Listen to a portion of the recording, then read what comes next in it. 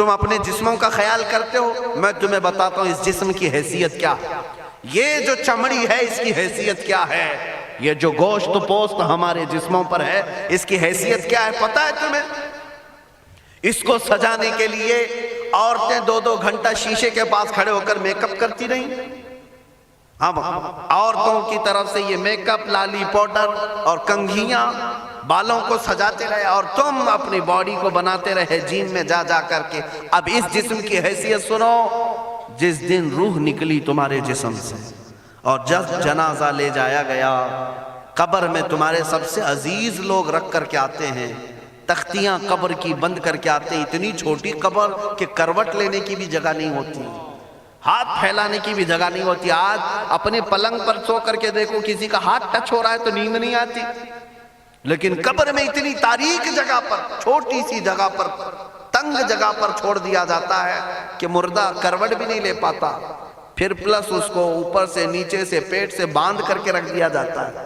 تمہیں پتا ہے اب حکماں نے جو لکھا ہے وہ سنو بزرگوں نے، جیسے ہی تیسرا دن آتا ہے تمہاری قبر کی زندگی کا، جب 3 دن گزرتے ہیں تمہاری ناک کے ذریعے سے پیٹ کی چیزیں باہر آنے لگتی ہیں، منہ کے ذریعے سے آنتڑیاں یا جو بھی اندر کا لیکویڈ ہے سب باہر آتا ہے۔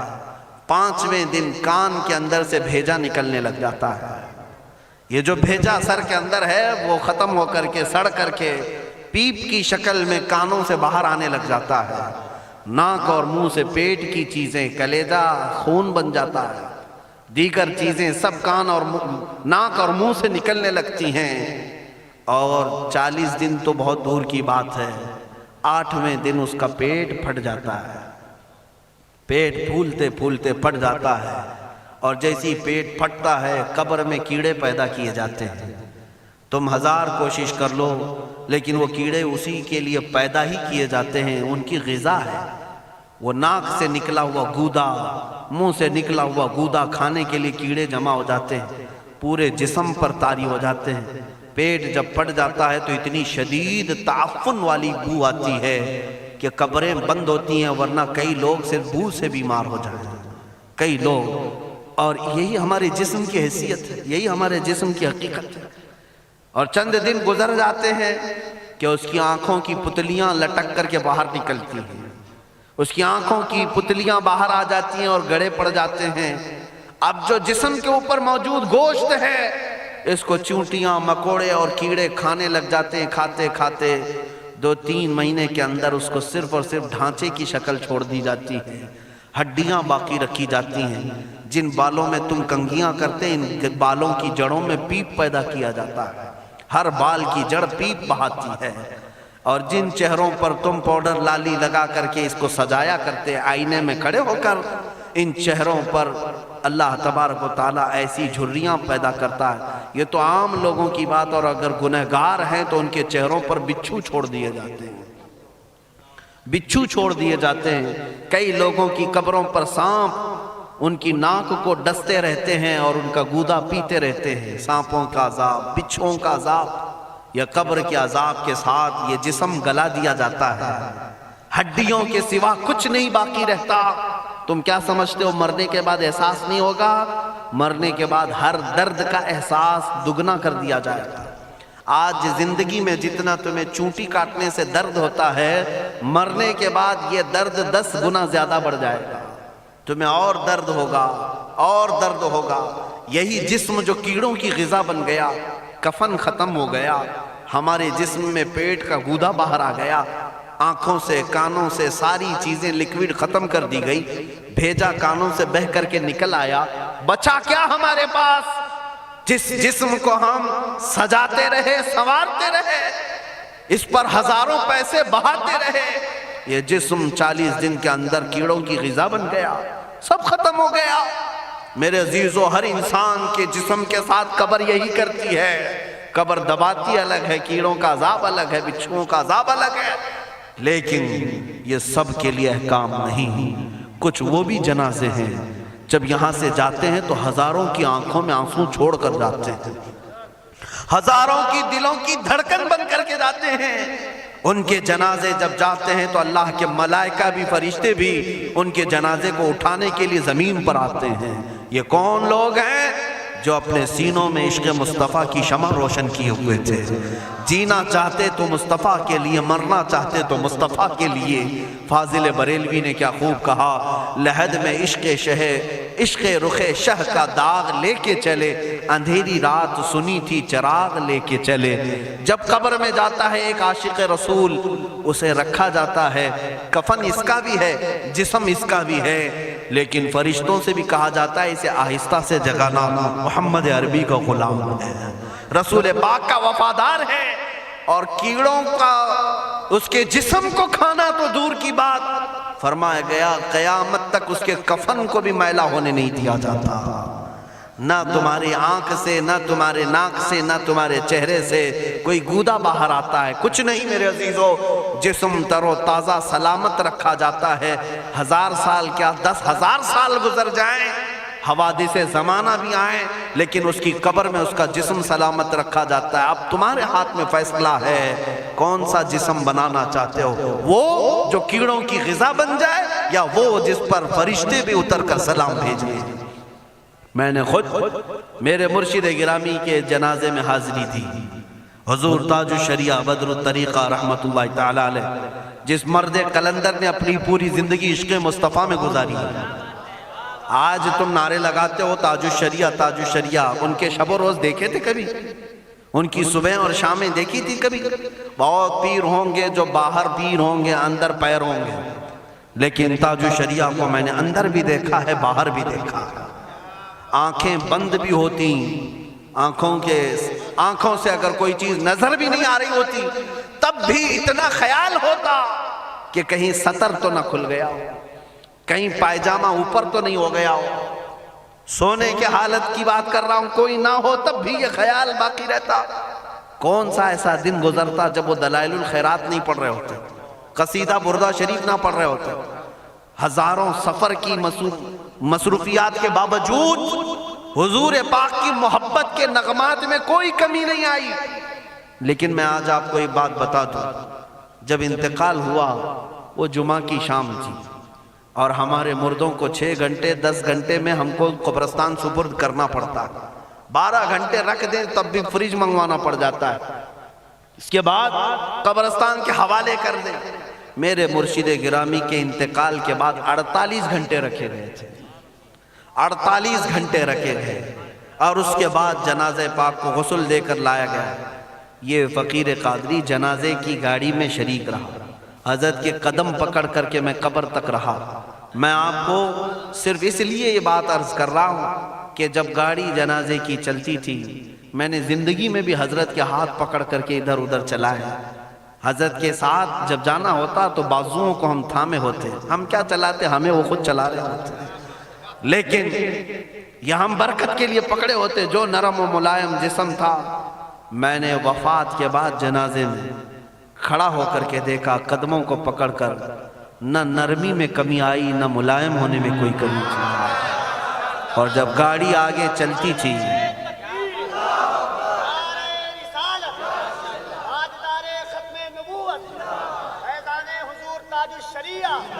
جب آپ گاڑی جنازہ جس پر رکھا ہوا تھا چلتی تھی، تو میرے عزیزوں زندگی میں جس طرح جسم نرم ملائم تھا، میں نے دیکھا کہ گاڑی جب اس کے دھڑکے ہوتے تھے ادھر ادھر، تو پیٹ مبارک اور سینے مبارک ویسے ہی ہلتا تھا جیسے کسی زندے کا ہلتا۔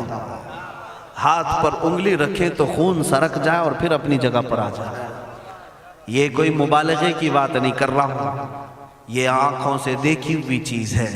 اور قبر انور میں رکھنے کے بعد جب ان کے صاحبزادے اور داماد نکل کر کے آئے، تو تھوڑی دیر کے بعد ہم نے دیکھا کہ چہرہ خود بخود قبلے کی طرف تھا۔ ہم اپنے مردوں کو رکھواتے ہیں، لیکن اس عاشق رسول نے اپنا چہرہ پہلے سے قبلے کی طرف کر لیا۔ یہ کرامات کہیں یا زندگی کی حقیقت کہیں، حقیقی بات تو یہ ہے جو مصطفیٰ کی یاد میں جاتا ہے۔ اس نے کیا ہی خوب کہا شاعر کہ میرے جنازے پہ رونے والوں فریب میں ہو بغور دیکھو، میرے جنازے پہ رونے والوں فریب میں ہو بغور دیکھو مرا نہیں ہوں، غم نبی میں لباس ہستی بدل گیا۔ ہاں مرا نہیں ہوں، غم نبی میں لباس ہستی بدل گیا ہوں۔ ان عاشقوں کا حال یہی ہوتا ہے کہ یہ مر بھی جاتے ہیں، انتقال کر بھی جاتے ہیں، تو بس لباس بدلتا ہے لیکن زندگی پہلے سے اور بلند ہوتی ہے۔ عزیزان گرامی، تمہیں اسی بات پر میں لانا چاہتا ہوں، کون سی زندگی گزارنا چاہو گے؟ کون سی زندگی؟ یا عیاشوں کی، یا نچنیوں کی، یا مجرا کرنے والوں کی، ان ظالموں کی جو جہنم کی طرف تمہیں لے جانے کے لیے تیار بیٹھے ہیں؟ چند دنوں کی عیاشی ہے، تم گانے گا کر اچھل کود کر کے اپنے نفس کو تو راضی کر سکتے ہو، لیکن رب ذوالجلال کی رضا کبھی نہیں لے سکتے۔ آج تم دنیا میں فلموں کی زندگی جی کر کے تھوڑی دیر کی خوشی تو حاصل کر سکتے ہو، لیکن قبر کی راحت کبھی نہیں لا سکتے، قبر کا سکون کبھی نہیں لا سکتے۔ قبر میں اگر سکون چاہیے تو صرف ہمارے سینوں کو ادھر حوالے کرنا ہوگا، مصطفیٰ کریم کے حوالے کرو۔ اب اپنی زندگی کو بدلنے کا وقت آ گیا۔ اے میرے عزیزو، ناموس رسالت کی حفاظت یہی ہے کہ حضور کے اخلاق کی پہلے حفاظت کی جائے، حضور کی سنتوں کی حفاظت کی جائے، حضور پاک کے نام پاک کی حفاظت کی جائے، ان کی تعلیمات، ان کے احادیث کی حفاظت کی جائے۔ جس طرح صحابہ کرام نے اپنی جانیں قربان کر کے حضور کی عزت کی حفاظت کی ہے، آج وقت آیا ہے ان ظالموں کی طرف نہ دیکھنا۔ یہ بھونک بھونک کر کے تمہیں جگا رہے ہیں، بیدار کر رہے ہیں۔ میں جواب دیتا رہوں گا انشاءاللہ، لیکن ساتھ میں ان حادثات کو اپنے لیے ایک الگ انداز سے دیکھتا ہوں۔ اگر کوئی کتا کسی مندر کے گوفے میں بیٹھ کر بھونکتا ہے اور میرے نبی پاک کی عظمت پر حملے کرتا ہے تو درد تو ہوتا ہے، لیکن ساتھ میں عقیدہ بھی تو ہمارا یہ ہے، رہے گا یوں ہی ان کا چرچا رہے گا، رہے گا یوں ہی ان کا چرچا رہے گا، پڑے خاک ہو جائیں جل جانے والے۔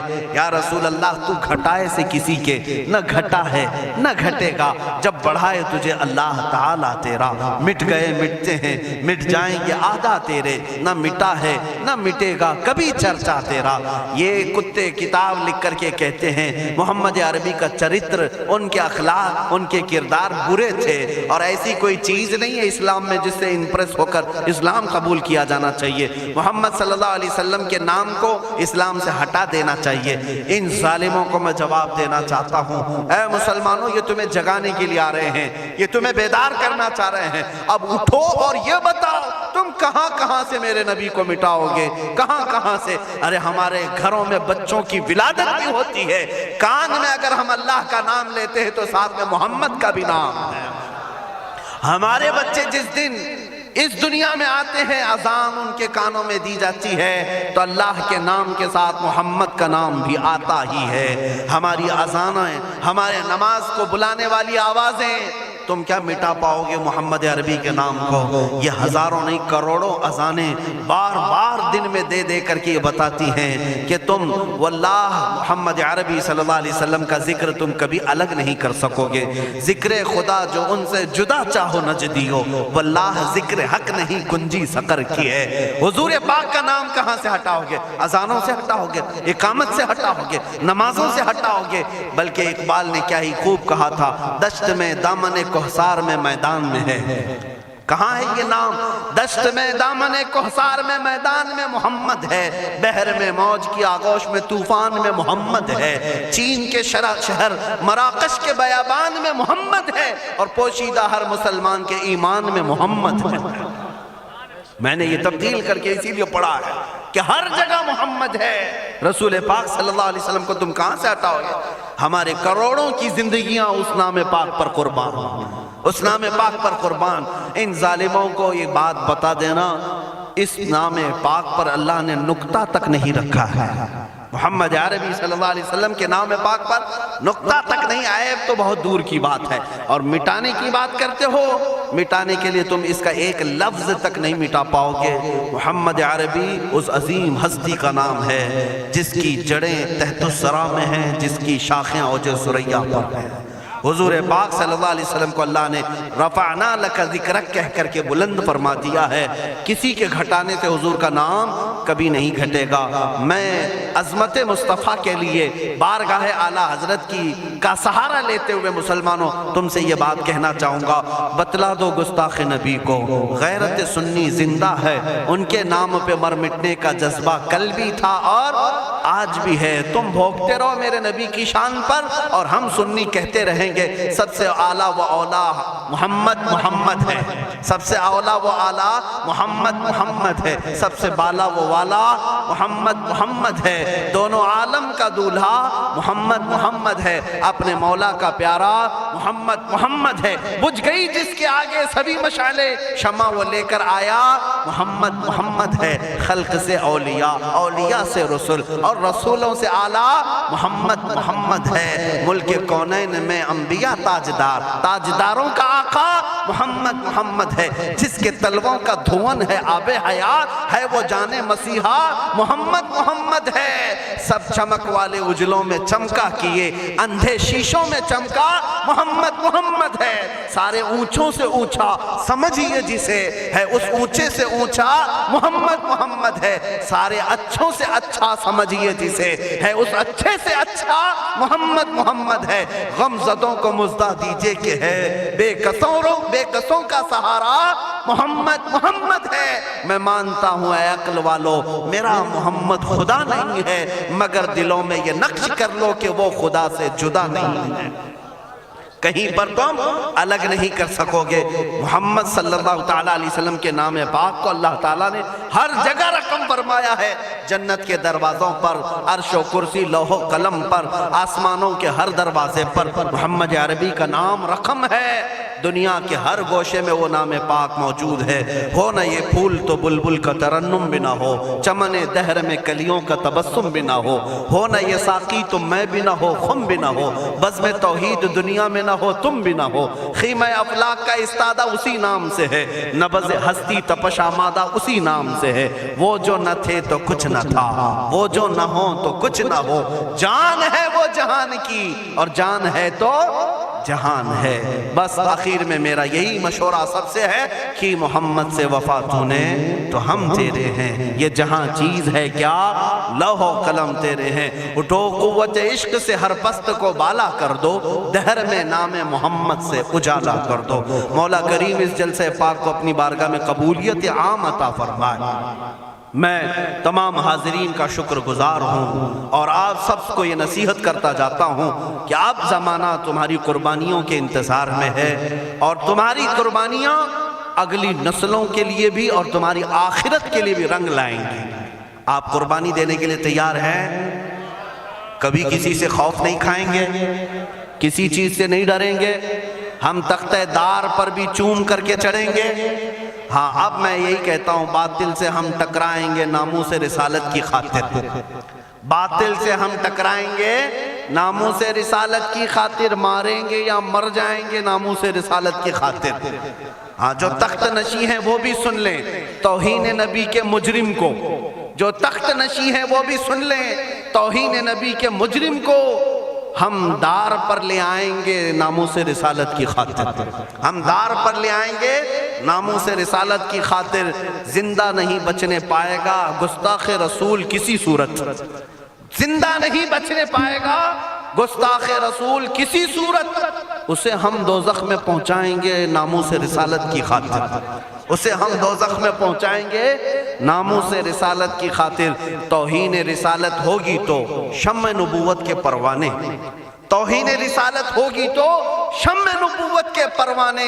طاغوتوں سے ٹکرائیں گے ناموس رسالت کی خاطر، طاغوتوں سے ٹکرائیں گے ناموس رسالت کی خاطر. آخری شعر اس کا یہ ہے، جو شخص کرے گا ہمدردی، سمجھ کر کے چلے، جو شخص کرے گا ہمدردی بے ادبی کرنے والوں سے، ان ظالموں سے جسے بھی ہمدردی ہے نا، جو صلح کلی ہے ہماری جماعت کے منافقین ہیں، غدار ہیں، جو نام مسلمان رکھے ہوں، پگڑی داڑھی سب رکھے ہوں اور ان ظالموں کی گود میں جا کر بیٹھتے ہوں، ان سے میں کہہ رہا ہوں جو شخص بھی رکھے گا ہمدردی بے ادبی کرنے والوں سے ہم اس سے بھی قرضہ چکائیں گے ناموس رسالت کی خاطر، ہم اس سے بھی قرضہ چکائیں گے ناموس رسالت کی خاطر۔ دیکھنا اب یہ امت مصطفیٰ کے شیر بیدار ہونے لگے ہیں، جس دن یہ بیدار ہوں گے تو ان کتوں کی خیر نہیں ہوگی، ان کتوں کی خیر نہیں ہوگی۔ مولا کریم ان چہروں کو سلامت رکھے، ان کی قربانیوں کو قبول فرمائے، ان ماؤں اور بہنوں کی گودوں میں مولا حسنین کریمین پیدا فرمائے، ان کو مولا دوبارہ صلاح الدین عطا کرے، شہاب الدین عطا کرے، اورنگزیب ٹیپو سے شہید عطا کرے۔ مولا ہمیں ہمارے مجاہدین کی قیادت عطا فرما دے، ہمیں مجاہدین کا کردار عطا فرما دے، ہمیں غازیان اسلام بنا یا شہیدان اسلام بنا۔ اے رب ذوالجلال ہماری دعاؤں کو نالین مصطفیٰ کے صدقے قبول فرما۔ وصلی اللہ تعالی علی خیر خلقہ محمد وآلہ واصحابہ اجمعین۔ خصوصیت کے ساتھ آج کے اس اجلاس کو جنہوں نے منعقد کیا، یہاں پر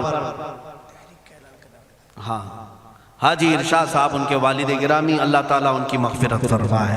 یہ اتنا عظیم جلسہ ہے، اتنا عظیم جلسہ ہے، ناموس رسالت تاجدار ختم نبوت کے نام پر یقیناً رسول اللہ تک یہ سارا معاملہ فرشتے پہنچائیں گے، اور ساتھ ہی اس کی خیرات مرحوم کی قبر تک بھی جائے گی انشاءاللہ۔ آئندہ ہمارے یہی رواج بھی ہونے چاہیے، ہماری شادی بیاہ ولیمے ساری چیزوں میں ہم لاکھوں کے پیسے پٹاخوں میں نہیں اڑائیں گے، حضور کی محبت میں میلاد کر کے خرچہ کریں گے، حضور کے نام پر خرچہ کر کے کریں گے۔ کیوں؟ ہم رسول اللہ کے، جنت رسول اللہ کی، ہمیں جو بھی ملا ہے وہ صدقہ رسول اللہ کا، ان کے نام پر ہم لٹائیں گے۔ اور یہ اعلان سن کر کے چلیں، انشاءاللہ العزیز آپ تک بھی علماء آئیں گے۔ ہم نے ابھی چند روز قبل، یہ کافی دنوں سے، کئی مہینوں سے ہمارے ذہن میں تھا، وہ میں نے حیدرآباد کی سرزمین سے شروع بھی کیا۔ آج آپ کے سامنے بھی اعلان کرتا ہوں کہ ہم نے تحریک کی ایک بنیاد رکھی ہے، جس تحریک کا نام ہے تحریک فدا کا یا رسول اللہ، تحریک فدا کا یا رسول اللہ۔ اس میں مخصوص وہ جوان اپنی خدمت دینے کے لیے جوائن ہو سکتے ہیں، جڑ سکتے ہیں، جن کو حضور پاک کی وفاداری کرنی ہے، حضور پاک کی بارگاہ میں اپنی قربانی پیش کرنی ہے۔ وہ جوان اس تحریک سے وابستہ ہوں، اور ہر علاقے میں ان کا سب سے پہلا کام یہی ہوگا کہ نوجوانوں کو حضور کے نام پر بیدار کرنا شروع کر دیں، بیدار کرنا شروع کر دیں۔ اس کے بعد اب ہم قبر میں بھی جائیں گے، ہمیں ٹینشن نہیں ہوگا، فکر نہیں ہوگی، اس لیے کہ امت جاگ چکی ہوگی اور قرضہ لے رہی ہوگی، انشاءاللہ یہ اپنا قرضہ اتار رہی ہوگی، اگرچہ ہم قبر میں بھی جائیں گے۔ لیکن آپ کے لیے صرف ذمہ داری اتنی ہے کہ اب بیدار کرنے کے لیے اس تحریک سے وابستہ ہوں، اور بات کریں گے تو صرف حضور کی بات کریں گے۔ اور اسٹیج والوں سے بھی میں کہتا ہوں، شورا سے بھی میں کہتا ہوں، ہماری تعریف کم کر دیں، تھوڑی سی ہمارے لیے نعرے لگانا کم کر دیں، اب یہ ختم کریں اس رواج کو۔ اب اس منبر سے بھی اگر کوئی بات ہوگی تو صرف رسول اللہ کی بات ہوگی، کیونکہ جب بادشاہ ہمارے پاس ہے تو وزیروں کی بات کیا کریں؟ بادشاہ ہے رسول اللہ کی ذات، تعریف ہوگی تو صرف رسول اللہ کی ہوگی۔ ہماری تعریف میں اپنے متعلق کر رہا ہوں، باقی آپ دوسرے ائمہ اکرام کا ضرور نعرہ لگائیں، علامہ اظہری صاحب آئیں ضرور نعرہ لگائیں، استقبال کریں۔ میں اپنی جانب سے میرے متعلق کہتا ہوں، میں تعریف کے قابل نہیں۔ جب حضور کی شان میں گالیاں دی جا رہی ہوں اور ہم اپنی عزت کروا رہے ہیں، یہ ہمیں زیب نہیں دیتا، یہ مجھے زیب نہیں دیتا۔ اس لیے اب نعرہ بھی لگے تو صرف رسول اللہ کے نام کا لگے، حضور پاک کی عزت کا۔ اور اعلیٰ حضرت نے بھی ہمیں یہی سکھایا ہے، حشر تک ڈالیں گے ہم پیدائش مولا کی دھوم، مثل فارس نجد کے قلعے گراتے جائیں گے، خاک ہو جائیں عدو جل کر مگر ہم تو رضا، دم میں جب تک دم ہے ذکر ان کا سناتے جائیں گے۔ کس کا؟ ان کا، حضور کا ذکر کرتے رہیں گے۔